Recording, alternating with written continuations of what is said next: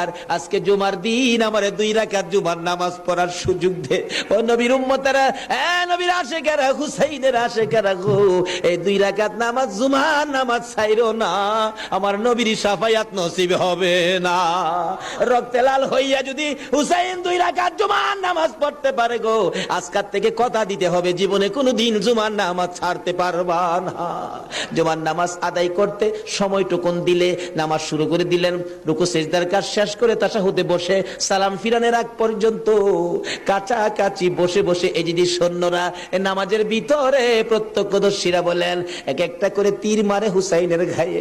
ডান দিক দিয়ে যদি তীরটা মারতো, বাম দিক দিয়ে বেরিয়ে যাইতো, সামনে দিয়া মারলে পিছন দিয়া বেরিয়ে যায়, এই কিসিমের তীর গো নামাজের ভিতরে বাহুতুরটা তীর লাগাইছে।